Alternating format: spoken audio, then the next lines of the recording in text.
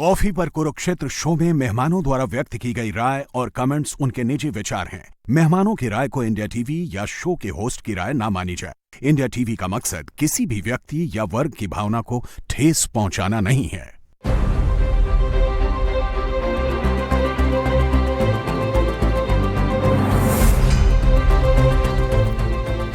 नमस्कार, कॉफी पर कुरुक्षेत्र में आपका स्वागत है। मैं हूं सौरभ शर्मा। बातें खुलकर करते हैं, वो बताते हैं जो कोई और आपको नहीं बताता है। मेहमानों से आपको मिलवा देते हैं। सीनियर जर्नलिस्ट अजीत द्विवेदी जी हमारे साथ हैं। जी बहुत स्वागत है आपका प्रोग्राम में।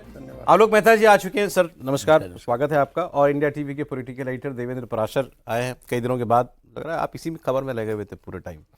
निकालें इसमें किसने क्या क्या किया है, क्या हुआ। आज ट्रस्ट की राम मंदिर न्यास की मीटिंग अभी भी चल रही है, कई घंटों से मीटिंग चल रही है। खबर यह है कि वहां पर चंपत राय का और अनिल मिश्रा का इस्तीफा स्वीकार हो चुका है। हालांकि ये भी खबरें आई कि अंदर आज मीटिंग के अंदर चंपत राय का एक समर्थक वर्ग भी था जो नहीं चाहता था कि इनका इस्तीफा हो। अब उनका इस्तीफा ट्रस्ट से हुआ है या केवल जनरल सेक्रेटरी महासचिव के पद से हुआ है, ये देखने वाली बात होगी। उनके बाद कौन आएगा ये भी पता चलेगा। थोड़ी देर में ट्रस्ट की तरफ से एक प्रेस कॉन्फ्रेंस की उम्मीद की जा रही है, या कम से कम एक स्टेटमेंट तो जारी हो ही कि अंदर क्या बातें हुई और क्या फैसले लिए गए।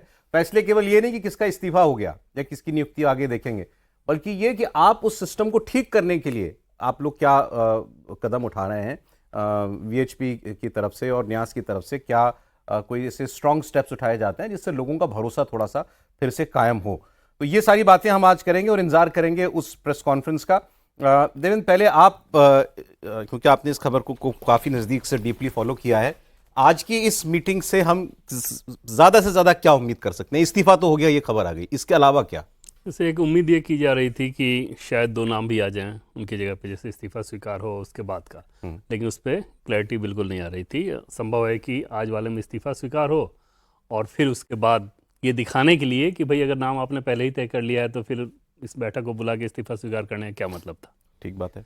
तो उस लिहाज से हो सकता है उसको आगे के लिए टाल दिया जाए, लेकिन ये क्लैरिटी एकदम से थी कि इस्तीफा को स्वीकार ही करना है और इस्तीफा स्वीकार करने के बाद आगे के लिए और फिर आगे की पूरी व्यवस्था। जैसे एक चीज़ और आप देखें कि जब ये ट्रस्ट बनाया गया था, बनाया तो सरकार ने था, लेकिन उस समय जो सोर्सेज से हमें उस समय भी जानकारी मिली थी कि पीएम का साफ इंस्ट्रक्शन ये था कि ट्रस्ट के मामले में सरकारी दखल बिल्कुल ना हो। एक्स ऑफिसियो मेंबर जो हैं वो सिर्फ क्योंकि कुछ चीज़ों की ज़रूरत थी उसके हिसाब से रहें। जैसे नृपेंद्र मिश्रा को अगर भवन निर्माण समिति का चेयरमैन बनाया गया तो चेयरमैन बनाने के बावजूद जैसे उनके पास कोई वोटिंग राइट तक नहीं, तो आप क्योंकि एक स्पेशलाइजेशन की ज़रूरत थी तो वहाँ पर एक पूर्व नौकरशाह जो जिसका बहुत वास्ट एक्सपीरियंस था उसको वो जिम्मेदारी दी गई थी। और उस एक्सपीरियंस का आपको समझ में भी आया कि फ़ायदा किस प्रकार से रहा कि जैसे कोविड के दरमियान जब काम हो रहा था तो इंटर स्टेट आपको काम करना था, अलग अलग राज्यों से अलग अलग मटेरियल आ रहे थे, तो वहाँ पर कोऑर्डिनेशन की बहुत ज़रूरत थी। एक सेकंड ये बता दें, ये मीटिंग खत्म हो गई है। ट्रस्ट की मीटिंग अयोध्या में जो चल रही थी वो मीटिंग खत्म हो चुकी है। अब इंतजार है उस प्रेस कॉन्फ्रेंस का जिसके बारे में बताया गया था कि होगी। अब देखें वो प्रेस कॉन्फ्रेंस होती है, कोई स्टेटमेंट केवल जारी कर दिया जाता है, लेकिन मीटिंग खत्म हो गई है। काफ़ी देर चली मीटिंग, 3 बजे इसको शुरू होना था, तो मान लीजिए कुछ 15-20 मिनट की देरी भी अगर हुई उसके अंदर तो भी 3 घंटा ये मीटिंग चली है। तो जाहिर है कि काफ़ी डिटेल में बात हुई होगी। उसमें जैसे शुरू में मामले को बताना, फिर एसआईटी कैसे बनी, फिर एसआईटी रिपोर्ट की फाइंडिंग क्या रही, इन सारी चीज़ों को बताया गया। क्योंकि अभी तक तो ट्रस्ट के मेंबर्स के हिसाब से भी देखें तो ज़्यादातर चीज़ें उनको मीडिया के मार्फत ही पता चली है या इंडिविजुअल किसी से आपकी बातचीत हो गई। तो ट्रस्ट एज ए होल तो पहली बार उनको ये सारी जानकारी मिले ना। चंपत जी तो सब कुछ जानते हैं ना, लेकिन तो चंपत जी का इंक्विजिशन टाइप भी हुआ होगा कि अंदर में इन्हीं से पूछे, आप ही बताइए क्या हुआ शुरुआत से। ये मुमकिन है बात उनसे कहा गया बताने के लिए? नहीं पता नहीं वो थे भी कि नहीं अंदर बैठक में, मैं उस पर चंपा जी तो शायद थे भी नहीं, मेरे ख्याल से बैठक में नहीं थे वो। और उसके पीछे वजह ये थी सौरभ कि कुछ सदस्यों ने ये कह दिया था कि अगर वो रहेंगे तो हम लोग नहीं रहेंगे। जाहिर तौर पर वो एक दबाव बनाने की कोशिश थी कि भाई आपके चलते अगर ये एम्बेरसमेंट हुआ है तो फिर ये इस्तीफा ही होना चाहिए और उसमें आपकी मौजूदगी नहीं होनी चाहिए। लेकिन बाकी सारे बहुत डिटेल के साथ से उसमें बातचीत तो हुई है कि भाई एसआईटी रिपोर्ट में क्या क्या फाइंडिंग्स रही, क्या सारी चीज़ें रहीं, ये सारी हुई हैं। बाकी ट्रस्ट को लेकर सर जो मैं आपको बता रहा था कि पीएम का शुरू में ये था कि एकदम से सरकारी दखल वाला ट्रस्ट नहीं होना है। वो क्लैरिटी थी, वो क्लैरिटी अभी भी है कि इसमें वो दखल नहीं होना चाहिए। संघ बीएचपी को ये जिम्मेदारी दी गई थी। एक तरह से आप देखें तो उन लोगों ने अपने काम को ठीक तरीके से नहीं किया, ये दिखा इस केस में। बिल्कुल कि जो जिम्मेदारी आपको दी गई थी आप उसको ठीक तरीके से नहीं कर पाए। जो एक बात हो रही है, जैसे नृपेंद्र मिश्रा जी ने भी जो कहा था उसमें कि एक नौकरशाह को सीईओ की भूमिका के तौर पर रखना चाहिए। उसका मतलब ये भी नहीं है सौरभ कि उसको सरकारी दखल में लेना है। रिटायर्ड नौकरशाह ही होगा कोई जो कि इसी विचारधारा परिवार का होगा, संघ बीएचपी, और नाम भी वहीं से आएंगे। वो सिर्फ क्योंकि आपके पास एक अनुभव है, एक्सपोजर है आपका, तो उस काम को करने के लिए। इसका कतई मकसद सरकार का ये नहीं है कि इस ट्रस्ट को सरकारी नियंत्रण में ले लेना है। दूसरी चीज कि इस पद के लिए वो शायद उस तैयार नहीं है उस पद के लिए कोई हुआ अंदर, ये भी खबर आई। अभी तो नहीं, लेकिन वो आगे होगा, सीईओ बनेगा ट्रस्ट आगे वो होगा, उसमें कोई वो मतलब डाउट नहीं होना चाहिए। और इस तरह की व्यवस्था में इस तरह के एक्सपोजर वाले संत या इस तरह के पृष्ठभूमि के लोग ही उसमें ट्रस्ट में मेंबर होंगे, उनके भरोसे छोड़ा भी नहीं जा सकता। तो वो व्यवस्था तो आगे आप देखेंगे आगे आने वाले दिनों में, जिसको निकट फ्यूचर हमें कहा जा रहा है सोर्सेज के मार्फत जो जानकारी मिल रही है। और उस पद पर नृपेंद्र मिश्रा नहीं होंगे। बहुत सारे सोशल मीडिया पे आपको नाम देख रहे होंगे, ये भी क्लियर है, वो एकदम से क्लियर है कि वो नहीं होंगे। ठीक है, कोई और होगा। अजीत जी, इस मीटिंग का जो मकसद होना चाहिए, मुझे नहीं पता अंदर क्या बातें होंगी, प्रेस कॉन्फ्रेंस होगी तो पता चलेगा। जवाबदेही तय करना, अकाउंटेबिलिटी को आगे रखना। भाई क्यों हुआ, किसकी जिम्मेदारी थी, कहाँ गलती हो गई। केवल ये नहीं कि मीडिया रिपोर्ट्स के आप पर आरोप लग रहा है, चंपत जी आपका इस्तीफा आया है, चलिए हम स्वीकार कर लेते हैं, अनिल मिश्रा जी का स्वीकार कर लेते हैं। लेकिन करने वाले, आज जवाबदेही तय करने वाले भी अपने ही हैं, जिस पर इल्ज़ाम है वो भी उनका अपना है। तो इसीलिए शायद ये लग रहा है कि कोई कहीं इसको कवर अप ना कर दिया जाए, या भाई बहुत ज़्यादा बढ़ा चढ़ा कर कुछ करने की बजाय ज़्यादा मीडिया हेडलाइन ना बने, इस्तीफा है स्वीकार करो, ख़त्म करो कहानी। देखिए, ये अभी तक की जो सारी कोशिश है वो उसको रफा दफा करने की ही है कि रफा दफा हो जाए, मामला फोकस हट जाए, बात खत्म हो जाए। ये है, गलती हुई है ये मान लिया जाए, उसके बाद आगे नहीं हो ये तय कर दिया जाए, इस तरह की बातें हैं। अभी सबसे पहला काम जो ट्रस्ट को करना चाहिए था, ट्रस्ट बहाली की अगर बात हो रही है कि हम लोग ट्रस्ट बहाल करना चाहते हैं, भक्तों का उनकी आस्था बहाल करना चाहते हैं, तो सबसे पहले तो ये बताइए कि चंपत राय जी ने अपने इस्तीफे में क्या लिखा है। ये हम पहला मामला देख रहे हैं जिसमें इस्तीफे का पत्र ही सामने नहीं है, त्याग पत्र है उनका। उस त्याग पत्र में उन्होंने क्या लिखा है कि हम क्यों इस्तीफा दे रहे हैं। हम नैतिक जिम्मेदारी ले रहे हैं जो हुआ है उसका, निजी कारणों से दे रहे हैं, स्वास्थ्य के कारणों से दे रहे हैं, किस कारण से इस्तीफा दे रहे हैं। ये गोविंद देव जी गिरी ने कहा कि हमको इस्तीफा मिला है। सर एक खबर है कृष्ण मोहन जी को एक्टिव जनरल सेक्रेटरी जो है वो महासचिव अपॉइंट कर दिया गया है। कृष्ण मोहन, एक बार कृष्ण मोहन जी वो कामेश्वर चौपाल जी की जगह पे इनको मेंबर बनाया गया था, इसी कम्युनिटी से आते हैं। तो ये अंतरिम व्यवस्था की हाँ, ये एक्टिंग जनरल सेक्रेटरी जो 2 पद खाली हुए थे, जो 11 परमानेंट मेंबर हैं ट्रस्ट के, उसमें से 2 लोगों का निधन हो गया, कामेश्वर चौपाल का और विमलेंद्र मोहन मिश्र का।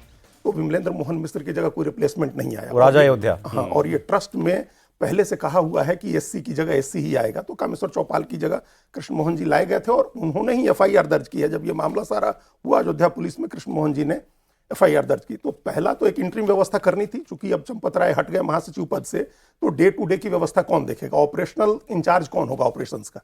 अध्यक्ष जो है वो महंत नृत्य गोपाल दास जी, वो एक सेरेमोनियल पोस्ट पर हैं, उनकी सेहत भी नहीं है, उम्र भी बहुत ज़्यादा हो गई है। महंत गोविंद देव जी गिरी नहीं रहते हैं, बाकी लोग ऑपरेशंस में नहीं शामिल हैं, तो ऑपरेशनल इंचार्ज बनाया गया उनको। पहले इस्तीफा बताया जाना चाहिए सामने। अनिल मिश्रा ने क्या इस्तीफे का कारण बताया है, उन्होंने क्या इस्तीफे का कारण बताया है, इस कारण से आप कितने संतुष्ट हैं ट्रस्ट के मेंबर्स। अभी जो आपने पहले कहा ना, ट्रस्ट में कई लोग थे जो ये चाहते थे कि जब तक एसआईटी की फाइनल रिपोर्ट नहीं आ जाती है, जब तक सारी फाइंडिंग्स नहीं आ जाती हैं, तब तक कोई कार्रवाई नहीं की जाए। ये कई लोग थे ये मानने वाले कि उसकी इंतजार किया जाए उसका। लेकिन दूसरे लोग थे कि अगर अभी कार्रवाई नहीं की गई तो और देर हो जाएगी। ऑलरेडी देर हो गई है, 27 मई से यह घटनाक्रम चल रहा है। 27 मई से खुद ही पुलिस बन के चंपत राय घूम रहे थे, पैसे इकट्ठा कर रहे थे और लिया करके जमा कर रहे थे, लोगों को कैद कर रहे थे। तो अब और ऑलरेडी काफी देर हो चुकी है, इसलिए अब देर नहीं होनी चाहिए है। इस्तीफा हो गया, लेकिन इस्तीफा स्वीकार करना कोई सजा नहीं है। इससे किसी का कोई ट्रस्ट बहाल नहीं होने जा रहा कि आपने इस्तीफा स्वीकार कर लिया। ये वैसी है जैसे किसी अधिकारी का तबादला कर दीजिए, दूसरी जगह उसको प्रमोशन दे दीजिए या तबादला कर, वो कोई सजा नहीं होती है। वो सजा दीजिए। ट्रस्ट बहाली तब होगी जब लोगों का ट्रस्ट तब बहाल होगा जब ये ट्रस्ट क्या सजा दे सकता है? नहीं, आप एफआईआर करवाइए, एसआईटी की रिपोर्ट है, आप एफआईआर करवाइए। चंपत राय पे एफआईआर? बिल्कुल, चंपत राय पर एफआईआर करवाइए, डॉक्टर अनिल मिश्रा पर कराइए। अगर गोपाल राव का नाम हमने सुना, एक वो महंत दिनेंद्र दास ने संभवतः उन्होंने नाम लिया गोपाल राव का, कहा गया कि उन पर बाद में चर्चा होगी, तो गोपाल राव पर कराइए। जो लोग हैं पकड़िए लोगों को, और जब तक बिग हेड रोल नहीं होंगे तब तक कोई ट्रस्ट बहाली नहीं होने जा रही है। आप देखिए महंत गोविंद देव जी गिरी ने क्या कहा, उन्होंने कहा कि कितना भी बड़ा आदमी हो उस पर कार्रवाई होनी चाहिए। तो बड़ा आदमी कौन है? ये जो 8 लोग अरेस्ट हुए हैं, जिनमें से कोई पहले मंदिर के बाहर पानी बेचता था या कोई किसी की गाड़ी चलाता था, इन लोगों को तो नहीं कहेंगे ना कि ये बड़े लोग हैं। उन्होंने कहा, कल भी कहा है कि चाहे कोई भी हो, वह कितना भी बड़ा हो, उसके ऊपर कार्रवाई होनी चाहिए। तो बड़े व्यक्ति पर कार्रवाई की मांग जब ट्रस्ट के अंदर से उठ रही है तो कार्रवाई हो क्यों नहीं रही है? ठीक है, इस्तीफे को कार्रवाई नहीं कर सकते। सर कुछ एक और बातें जा रही हैं जानकारी में। पहली बात तो ये कि इस्तीफा स्वीकार हुआ, जैसे हमने बताया गोपाल राव जो तीसरा नाम जिनका चल रहा था, वो उनको मीटिंग रूम में ही नहीं आने दिया गया, वो कंट्रोल रूम तक ही रह गए। इसके अलावा मीटिंग में पराशरन जी, बहुत सीनियर आदमी जो वकील थे, भारत सरकार, हाँ, तो इन्होंने मीटिंग में इंटरवीन किया और बड़ा सख्त लहजे में इन्होंने कहा कि इस्तीफा हो गया तो हो गया, अब इस पर और कोई बातचीत नहीं होगी। कुछ लोग डिफेंड कर रहे हो ना, तो तब इन्होंने कहा कि नहीं, इस्तीफा इज फाइनल। तो वहां ये भी दो तरीके के धड़े जो है वो अंदर दिखाई दे रहे थे। ये वोटिंग राइट वाले नहीं है मेंबर, ये एक्स ऑफिशियो, ये भारत सरकार के प्रतिनिधि के तौर पर है। एक बार रुचि कुमार के पास चलते हैं सीधे। अयोध्या हमारी सहयोगी जुड़ गई हैं, वो आपको बताएंगे और क्या मीटिंग के अंदर से निकल करके बातें आई हैं। जी रुचि। सौरभ, 3 घंटे ये मीटिंग चली है और बड़ी चीज़ ये है कि इस मीटिंग में ये तय हुआ है कि जो कृष्ण मोहन हैं वो पूरा काम देखेंगे ट्रस्ट का। जो पराशरन, जो बड़े वकील सुप्रीम कोर्ट के हैं, वो ऑनलाइन जुड़े थे और उन्होंने कहा कि जब चंपत राय और डॉक्टर अनिल मिश्रा ने अपना इस्तीफा दे दिया है तो फिर उसमें और कुछ करने की ज़रूरत नहीं है, वो इस्तीफा माना जाएगा। तो इस तरह से ये जो ट्रस्ट की बैठक थी, इसमें 2 बड़ी बातें सामने आ रही हैं। एक तो ये कि डॉक्टर अनिल मिश्रा और चंपत राय ने जो इस्तीफा दिया था वो इस्तीफा हो गया है, और दूसरी ये कि जो गोपाल हैं ये अब पूरा ट्रस्ट का, कृष्ण मोहन है, माफ़ कीजिएगा, ये पूरा ट्रस्ट का काम देखेंगे। सौरभ, इसमें कुछ नई नियुक्ति, इनकी जगह कौन लेगा, कौन नए इसके बाद आगे जो है परमानेंट नियुक्ति कब होगी, और दूसरा कि अंदर की व्यवस्था को लेकर के कोई बातें हुई और उसमें क्या बदलाव करने चाहिए, इसको लेकर के कुछ बात निकली रुचि? हाँ बिल्कुल, इस पर भी बात हुई है कि जो गड़बड़ियाँ हुई, जितने लोग ट्रस्ट की मीटिंग में मौजूद थे, चाहे वो ऑनलाइन थे या चाहे मीटिंग में अयोध्या के राम मंदिर में थे, सभी ने कहा कि जो कुछ भी हुआ उससे बहुत ज़्यादा कष्ट है। पकड़ के बाबू हाँ जी, पकड़ ले हम लोग, आवाज नहीं आ रही, आवाज बहुत दूर जाएगी।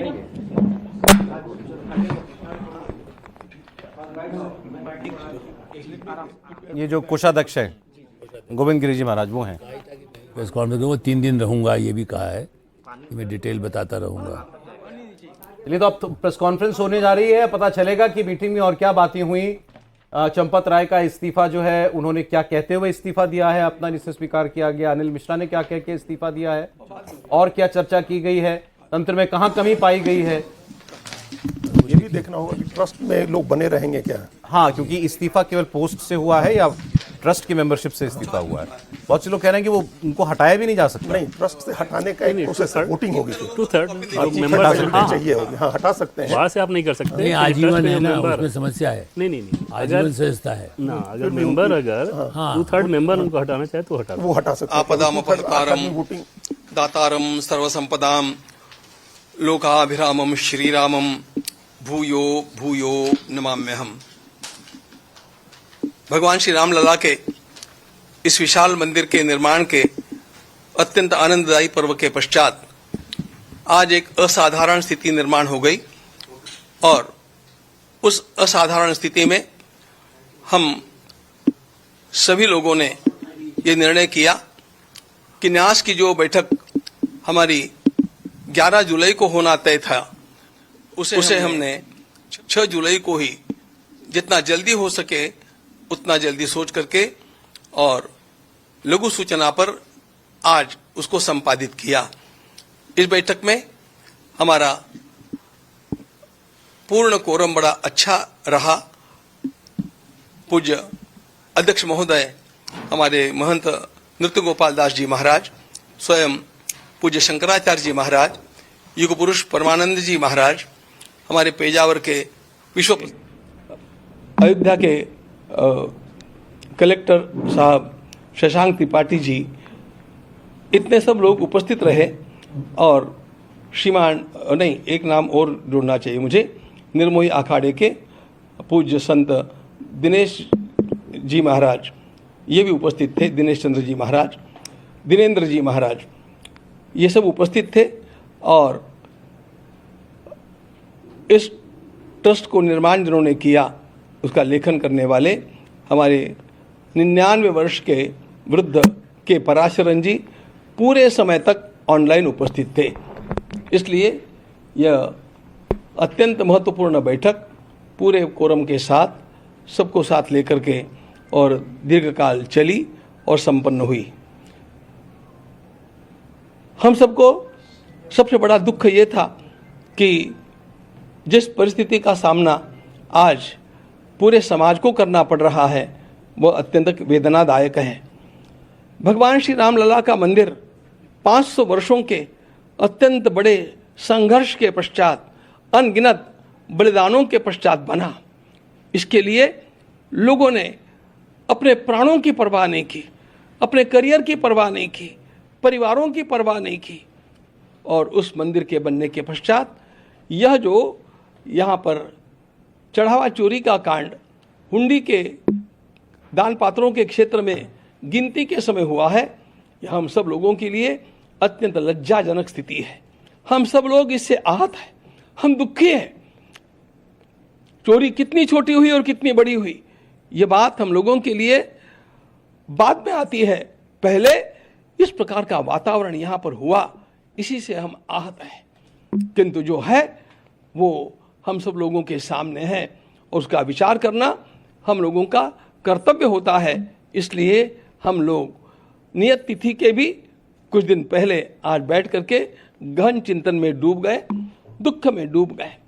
और इस स्थिति में हम लोगों की एक अनिवार्यता थी कि कुछ वातावरण जो निर्माण हुआ है उस वातावरण के चलते हम लोगों को हमारे महामंत्री महोदय ने और हमारे एक न्यासी महामंत्री श्रीमान चंपत राय जी और न्यासी अनिल जी मिश्रा, इन दोनों ने त्यागपत्र प्रदान किया है। और जी और यह महामंत्री के नाते काम करने वाले हमारे चंपत राय जी को बड़ी वेदना हुई और उनको लगा कि जब तक सारा न्याय ठीक से हो नहीं जाता, अपराधी पकड़े नहीं जाते और उनको उचित दंड नहीं मिलता, तब तक हम लोगों को वहाँ पर बने रहना ठीक नहीं लगता है। ये सोच करके उन्होंने स्वयं ये त्यागपत्र दिया। जिसको मान्य करना न मान्य करना ये हमारे हाथ की बात नहीं थी। के पराशरन जी ने एक बड़ा सुंदर मुद्दा सामने लाया कि संविधान के अनुसार, इस न्यास के बने हुए कॉन्स्टिट्यूशन संविधान के अनुसार त्यागपत्र देते ही वह स्वीकृत माना जाता है और इसलिए हम लोगों के पास अन्य कोई चारा ही नहीं था। उन्होंने स्वयं इस बात को हमें मूल क्लॉजेस को पढ़ करके दिखा करके समझाया कि you have got no choice. जब ये त्यागपत्र दे दिया है तो आपको उसको स्वीकार करना अस्वीकार करना ये बात आपके हाथ में नहीं है। अब उसको हम लोगों को मान ही लेना चाहिए। ऐसी स्थिति में और हम लोगों ने उसका स्वीकार भी कर लिया। उस समय हमने चंपतराय जी के द्वारा की गई सेवा का अभिनंदन भी किया। उदार अंतःकरण से उन्होंने स्वयं इस प्रकार का निर्णय लिया। उन्होंने राम मंदिर के निर्माण के लिए इतने वर्षों तक आरंभ से लेकर जब यहाँ पर इस प्रकार की कोई हलचल भी नहीं थी, तब से लेकर के आज तक का कार्य उन्होंने किया है। उनके सारे कार्य का सम्मान करते हुए और फिर भी उन्होंने जो उदारता दिखाई है इस परिस्थिति में, उसका सम्मान करते हुए हम लोगों ने उसको स्वीकार किया है। अगली व्यवस्थाओं के लिए हम लोग कटिबद्ध हैं और इन व्यवस्थाओं का दायित्व महामंत्री, अंतरिम महामंत्री के रूप में मेरे साथ विराजमान श्रीमान कृष्ण मोहन जी को सौंपा गया है। वे अपने साथ कुछ साथियों को स्वयं चुन करके और उनके साथ मिलकर के इस काम का निष्पादन करेंगे और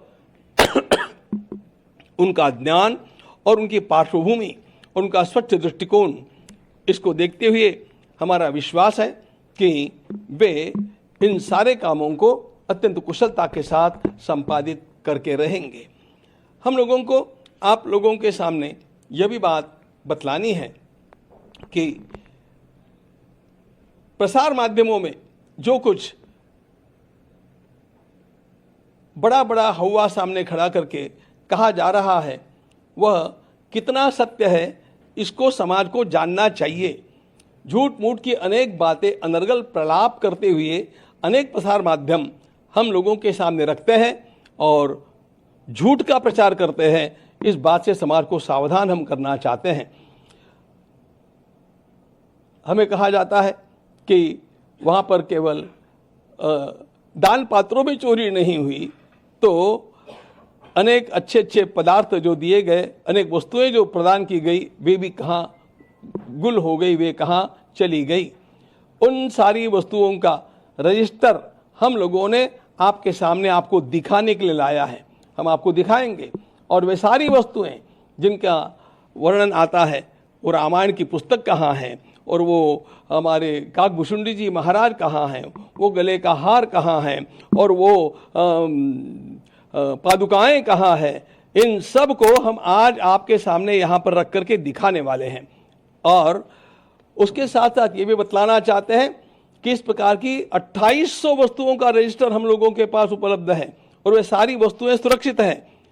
ये 5 तो जिनकी चर्चा चली है वो आपको नमूने के लिए रूप में दिखाने के लिए हम लाए हैं, अभी आपको दिखाएंगे। लेकिन इन सब बातों को दृष्टिगत रखते हुए हम अब आगे जो काम करने वाले हैं वह काम इस प्रकार का होगा कि कहीं पर भी किसी को 1% भी कहीं दोष निकालने की क्षमता न रहे, इतना शुद्ध काम करके दिखाने के लिए हमारा यह न्यास अब कटिबद्ध है। और इसके लिए कुछ विशेषाधिकारियों की नियुक्ति करने हेतु भी हम लोगों ने एक छोटी समिति गठित की है और उस प्रकार से इस काम को आगे बढ़ाते रहेंगे। फिर 22 तारीख को हम मिल रहे हैं, उस तक हम लोगों का और भी एक महत्वपूर्ण पड़ाव पूरा हुआ होगा।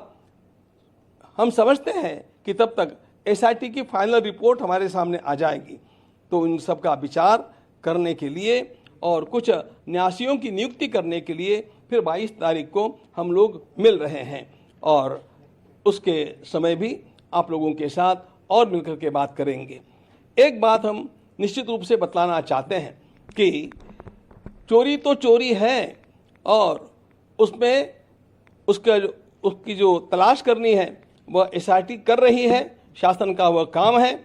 हम लोगों का भी आग्रह है कि इस प्रकार के जो अपराधी है उनको पकड़ा जाए और भी कोई छिपे अपराधी होंगे उनको खोजा जाए और उनको अपराध का दंड जैसा मिलना चाहिए वैसा मिलना ही चाहिए, इसके हम आग्रही हैं। लेकिन एक बात ध्यान में और लेनी चाहिए कि इसको ढाल बना करके इसके पीछे जो संपूर्ण राष्ट्र में हो हल्ला मचाया गया है वो उसके इरादे साफ नहीं है। राम भक्ति के नाम को लेकर के वो लोग आज हम लोगों को पाठ पढ़ाने का प्रयास कर रहे हैं, जिन लोगों ने कार सेवकों के ऊपर गोलियां चलाई, जिन लोगों ने स्वयं ये उच्चतम न्यायालय में लिख करके दिया कि राम हुए ही नहीं थे, राम सेतु बना ही नहीं है, इस प्रकार का सब कुछ राम भक्ति के विरोध में कार्य करने वाले लोगों के अंदर जो राम भक्ति का झूठा ज्वार दिखावे के लिए जगा हुआ है वह साधारण नहीं असाधारण है और वह असाधारण कुछ अन्य हेतुओं से है। और इसका मुख्य हेतु पूरे हिंदू समाज को यह ध्यान में लेना चाहिए, इसका मुख्य हेतु हम लोगों को बांटना है, राम भक्ति को दरार निर्माण करना है। और हम लोग ऐसा पुनः संकल्प करते हैं कि इस राम भक्ति को हम बरकरार रखेंगे, इस राम भक्ति को दृढ़ करेंगे और किसी भी प्रकार की फूट हमारे समाज में निर्माण नहीं होने देंगे।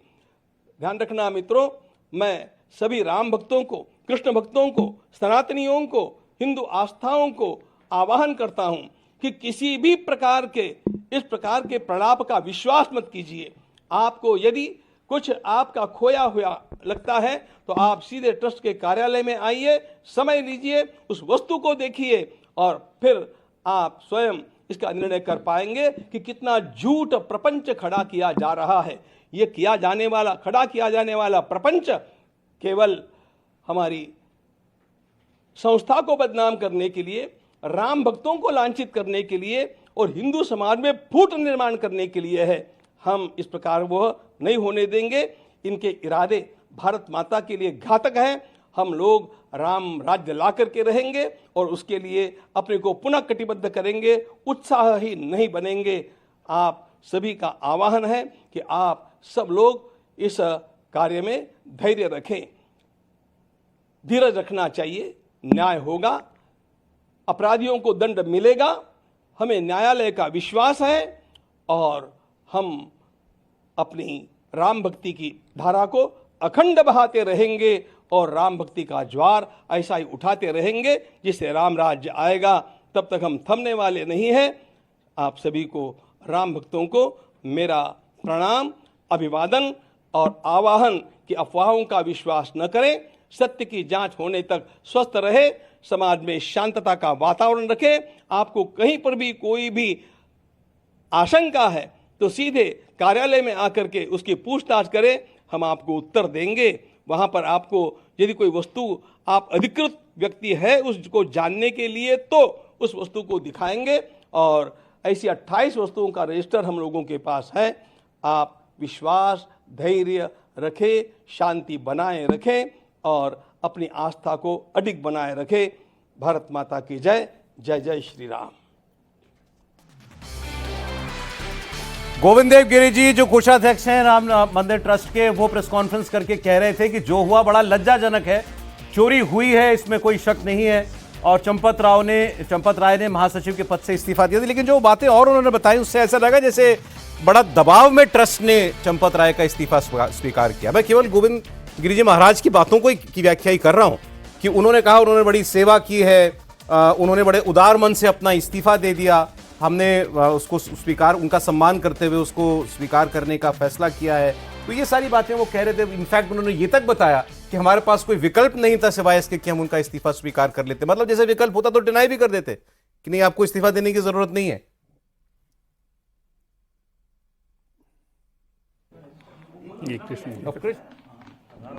जय श्री राम।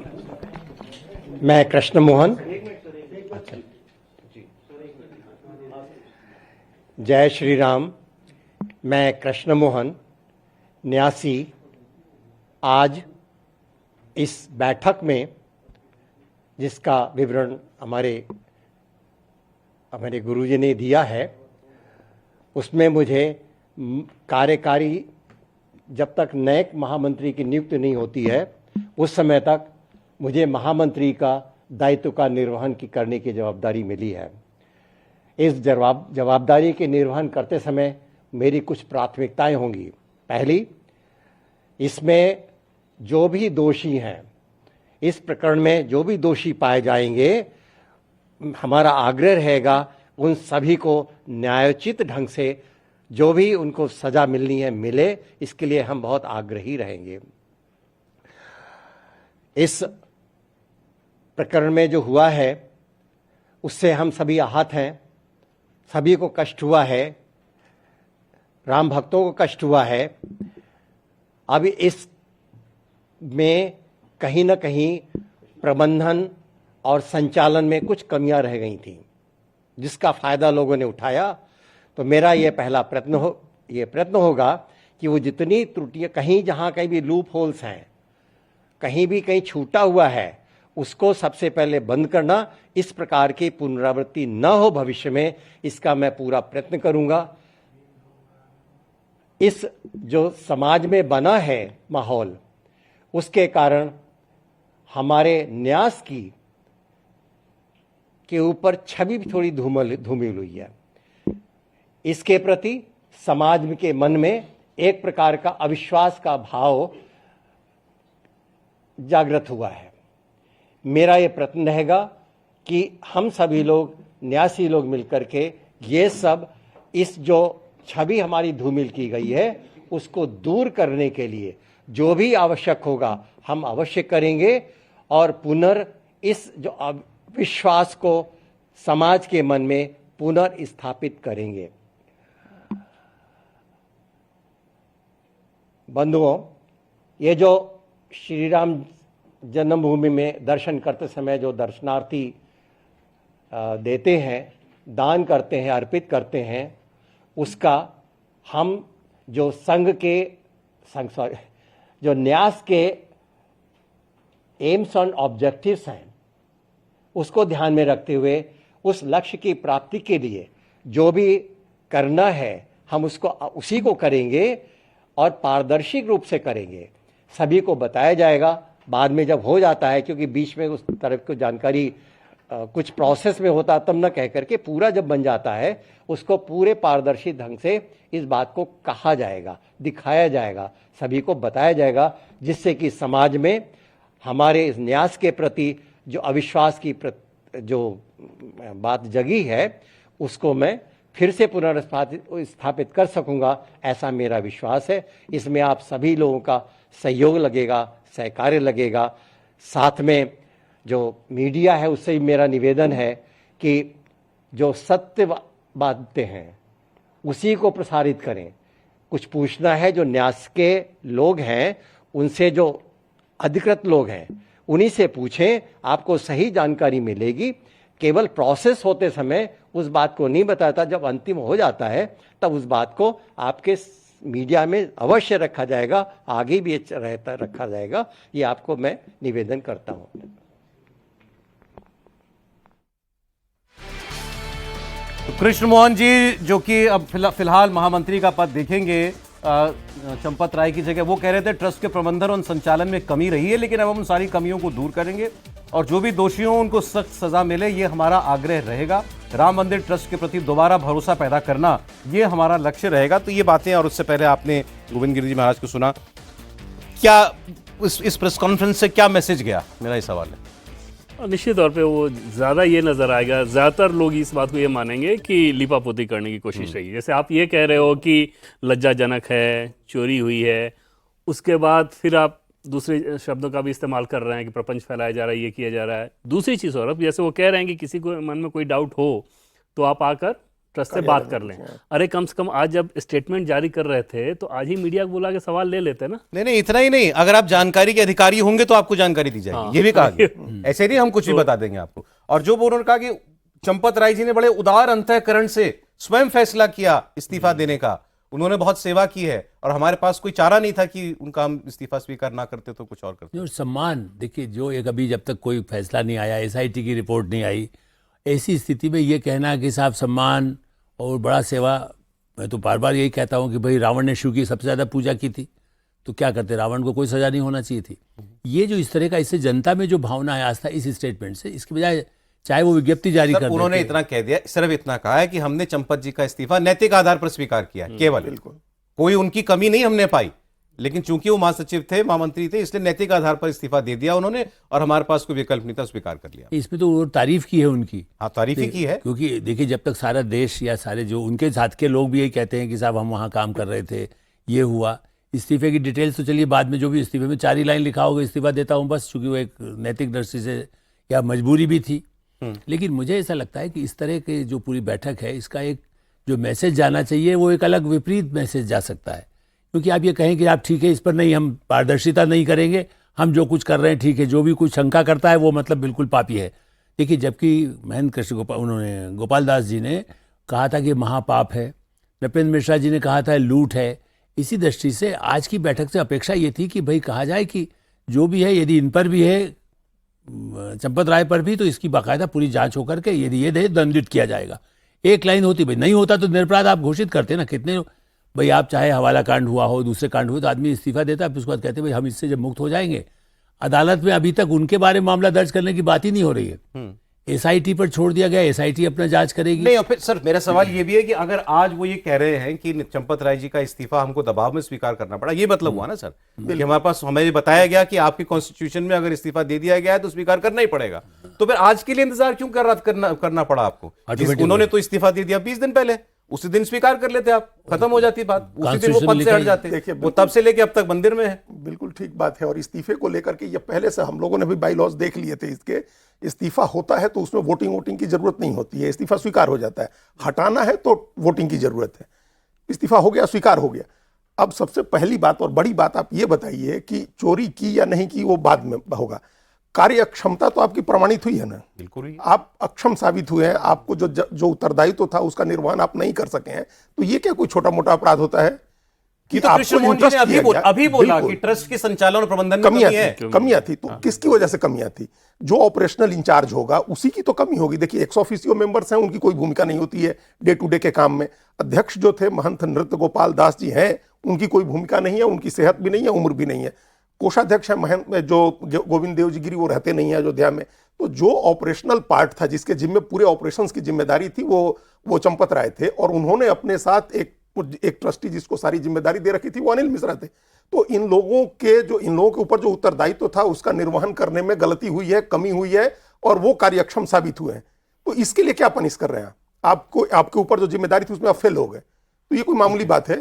व्यवस्थापक, आप एक नाम भूल रहे हैं, व्यवस्थापक गोपाल राव, घोषित रूप से इन्हीं के रिकॉर्ड में है व्यवस्थापक गोपाल राव, उनका नाम तो कहीं आ ही नहीं रहा है। नहीं, और छिपाने की कोशिश की, ऊपर से मामले को दबाने की कोशिश की गई। कहा गया 7 जून के बाद तक कहा गया कि कुछ नहीं हुआ है, जब तक आप 97 लाख रुपए खुद बरामद कर चुके थे, उसके बाद भी कहा गया कि कुछ नहीं हुआ, कुछ उल्लेखनीय नहीं हुआ। हाँ, कुछ उल्लेखनीय नहीं हुआ है। और ये खबर आ रही है कि किसी ने अपने बहन किसी रिश्तेदार की शादी में 6 करोड़ दिए, किसी को गाड़ी खरीदने के लिए लाखों रुपए दिए, लाखों रुपए की जमीनें खरीदी, 97 लाख तो बरामद हुए हैं।